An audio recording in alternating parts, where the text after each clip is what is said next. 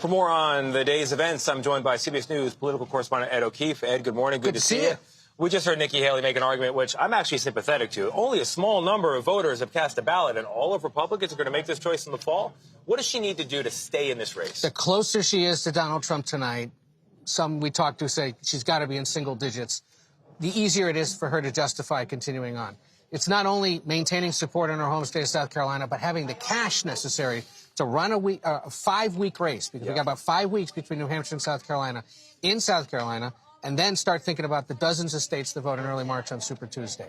So the closer she is, the more likely she can continue on. Let's spare a word for President Joe Biden, who is not on the ballot. Maybe you can explain why, but there's a write-in campaign? There is. Remind the viewers here that in New Hampshire, it doesn't count this year for Democrats. It is not the first in the nation primary. They're going to South Carolina on February 3rd. So here in New Hampshire, his supporters said, well, we've got to demonstrate a good showing for him despite that. So you have this ballot here, and this is a copy of a ballot, but all these different options, people who just put their names on the ballot because it's easy to do that. What they're saying is go down here to the bottom where it says write in, fill in the little Scantron bubble, and then write in the name Joe Biden. Yeah. And that, they hope, is enough for him to prevail tonight, despite the fact that he's got opposition from Minnesota Congressman Dean Phillips, author Marianne Williamson. They think ultimately he'll prevail. Quickly, we got this robocall that came across the wire. A lot of voters heard. I don't even know what it was. Talk to me about how that could affect things. It was an AI-generated call of the president's voice, falsely telling Democrats, don't show up today, your vote doesn't count, just worry about November. It's fake. It was AI-generated.